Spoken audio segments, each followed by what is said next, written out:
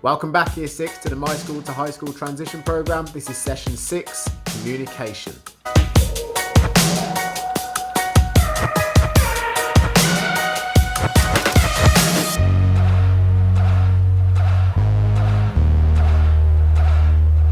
Can you believe it's Session 6 already? I sure can't. 1, 2, 3, 4 and 5 have flown by and we're on Session 6, last session before the final session, which is Session 7. Let's do it. So, communication. What is communication and why is it important? Have a quick discussion between yourselves and I'll see you after the pause break. So communication is simply a way of us transferring information, either giving information or receiving information. And we do this in one of 3 ways. Can you think of 3 ways that we communicate?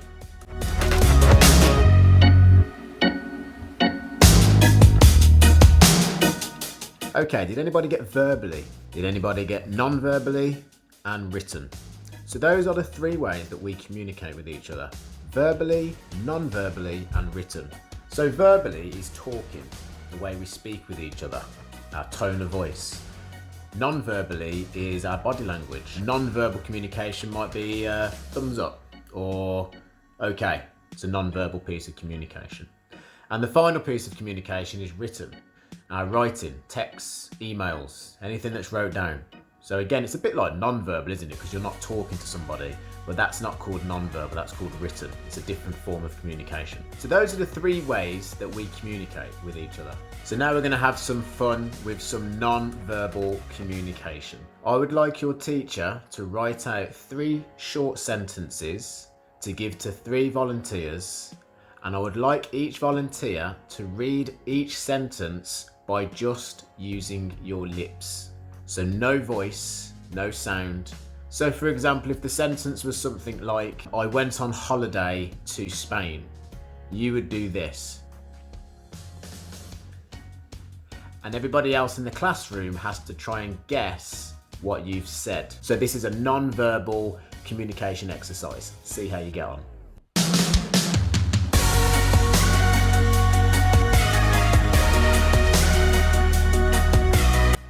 Okay, was that difficult for people to understand? Was it fun? How did you find it? Was it frustrating?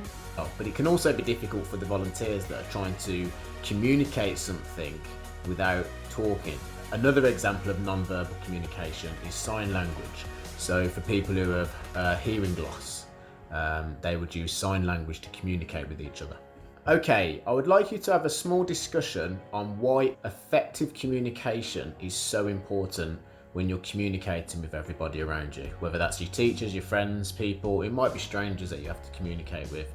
But why is it important to be effective with your communication?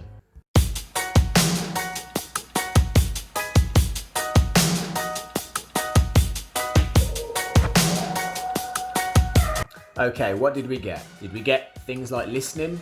Listening is a huge tool to have when it comes to communicating. I mean, if you're trying to talk to me and I'm just playing on my phone, looking up in the air, not really paying attention to you, you're trying to communicate with me, but I'm not listening to what you're saying. So it's going to be really difficult for you to communicate, and it's going to be really difficult for me to understand what you're saying because I'm not listening. So when we're communicating using our words, our body language and our tone of voice, which one do you think is the most prominent?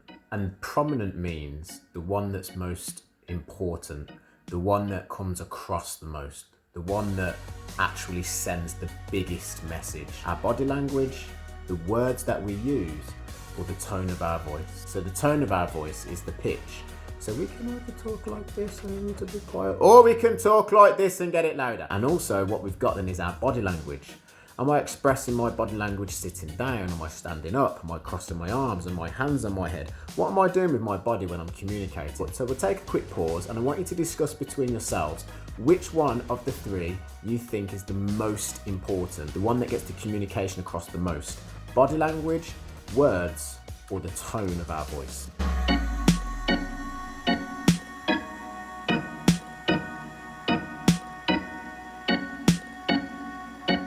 Okay then, what did we get? 1, is a massive 55%. Next one is 38%. And the next one is 7%. Which one is 55%, the biggest communicator? So the 55% belongs to our body language. Yes, indeed. When I first came across these numbers, which has actually been proven by doctors and theorists, I thought the words were the most powerful. But believe it or not, our words are the least. You know, the body language, without you even realising, it comes across so much. So that's a good tip for you the next time you're communicating, either verbally or non-verbally with somebody, on what's your body language like. 38% goes to our tone. So our tone of voice is number 2 with 38%. Very, very huge number compared to just our words alone. Because our words alone only account for 7% of our communication when we're doing verbal communication. Okay then, Year 6, time for a bit more fun, because I know you like your fun. Okay, we're going to play charades. So I need 6 volunteers. Okay, to the amazing 6 volunteers, I would like you to pick a Justin Bieber song and sing it to the class. Nowhere we need to be. No, no, no. I'm only joking. You don't have to do that, really. You can if you want. I don't know if the teacher's got time. Maybe you'd like to sing a song. I'm not too sure. What I'd like you to do, I would like you, in your heads, don't tell anybody, I would like you to think of an animal, any animal, and I would also like you to think of a sport. And then what I would like you to do, without talking, using any words, just non-verbal communication, I would like you to act out that animal doing the sport so the rest of the class can guess what you are, who you are. So for example, I might pick a rabbit playing basketball. Okay, so I'm going to try and act a rabbit by bouncing around and doing the basketball moves, okay? And then you hopefully would see that I am a rabbit playing basketball. You might be a crocodile playing cricket. You might be a bear playing football. You might be a monkey swimming, okay? But I want you to think of one animal and one sport, keep it in your head, and communicate that to the rest of the class, okay? Have fun, guys.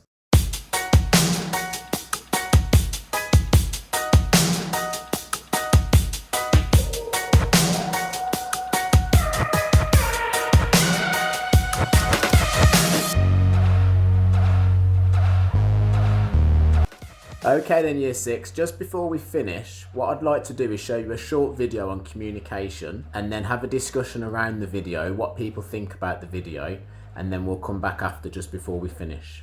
Hello and welcome to the Communication Olympics, where kids are tested to see who can speak up and listen well. I'm your host, Walker Walter. And I'm your host, Melissa Marissa. First, we have John Rigby. Last year, he famously took out his cell phone while Frankie Richardson was telling him about how her cat, Mr. Pickles, had diabetes. It's like he didn't even care about what she had to say at all. We have our judges scoring our athletes on a scale of 1 to 10. This is the listening event, so judges will be looking for proper active listening technique. Judges are looking for eye contact and nodding. You also have to give someone undivided attention, meaning you're actually trying to understand what the person is saying. Asking questions and making acknowledging statements also leads to a high score. Let's take this to our woman on the ground, Carissa Callahan. Carissa? John is engaging in conversation with his friend Valentina.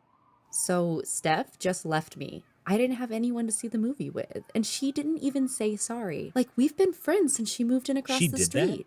Yeah, it's like really messed up. Love that question asking. He would have gotten a higher score for restating what Valentina's original concern was and asking a clarifying question. But overall, it shows he's engaged. I have like 3 hours of homework and 2 tests. Oh no, it looks like a really, really cool caterpillar is climbing pretty close to John's sandwich. Look at those colours. This is a very cool caterpillar. Let's see what happens. But now she's acting like we don't even watch music videos together 24/7. Oh, hey, cool. Look at this caterpillar. Hey, look at what? He wants to talk about that very cool caterpillar because he's no longer interested in the conversation, but also wants to be a good friend to Valentina. Hey, you know, that really sucks. Have you tried telling her how you feel and that you're upset?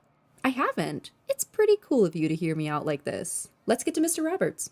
And he recovers. John clearly did the right thing by not getting distracted, even if he was getting bored. Then he nailed it with a great introspective question. Judges give it an 8.2. He was docked a few points for looking away, and we could have seen John stating the concern back to her. Back to you, Melissa Marissa. Wow, that really was a great caterpillar. Next up, we're looking for effective communication style. Like how someone sounds when they talk? Definitely not, Walker. Judges are looking for assertive communication, which means being direct and honest about what you want without using any put-downs or making someone feel bad. That's what I meant. Ahem. Today, we're looking at Natasha Stevens. Let's jump right in as we see her being pushed to take money from her parents' money jar in the kitchen. Dude, the money's right in the kitchen. Take $10 so we can go get gulpies at Fasty Mart. I don't really want a gulpy. Yeah, right. Uh-oh. We know Natasha. She's not being direct enough. She doesn't want to steal from her parents. She does really want a gulpy. If we were at my house, I'd do it. Okay, maybe they won't notice. This is classic passive communication.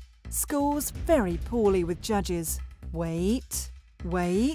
It looks like Natasha might turn this around because she's literally turning around. Dude, you know what? It's not right to steal from my parents. It's not worth losing their trust. I don't know if you can come over if you're going to act like this. And by the way, I always want a gulpy.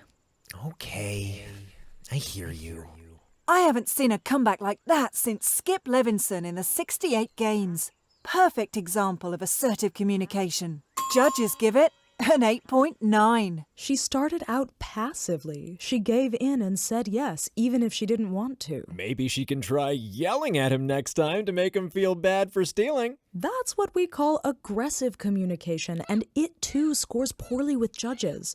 When you're responding out of rage or fear, you can hurt someone's feelings and even violate their rights. When she turned around, it was classic assertive communication. She was direct about how she felt, even if it was hard to say. That's all the time we have today. I'm Marissa Melissa. And I'm assertively communicating that we're out of time. Nice try, Walter. Okay, signing off. Okay, what were our thoughts about the video? Did anybody have any questions about it? Is there anything that people aren't too sure about with it? Is there anything that you found interesting, or were you curious about anything in the video?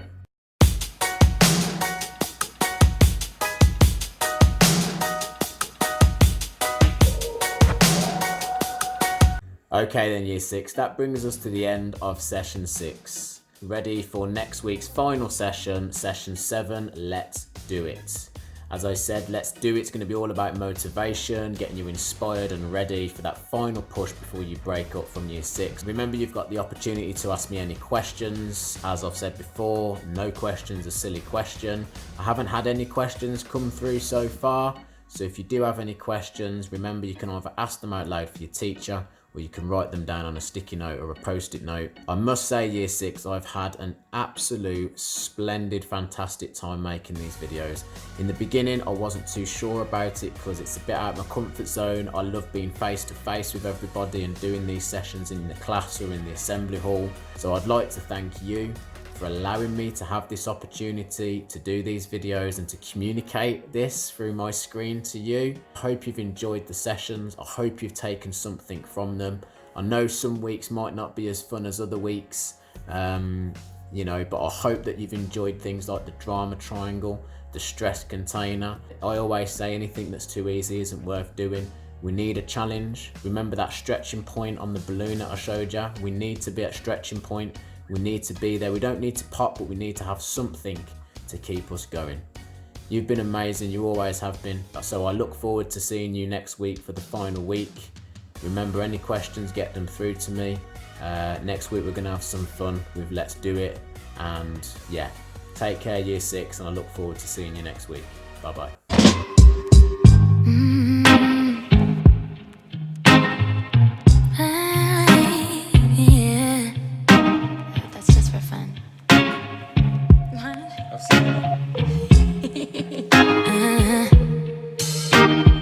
I'm not one to stick around. striking you out, baby. Don't care if I sound crazy, but you never let me down. No, no, that's why when the sun's up, I'm staying, still laying in your bed singing. Ooh, ooh,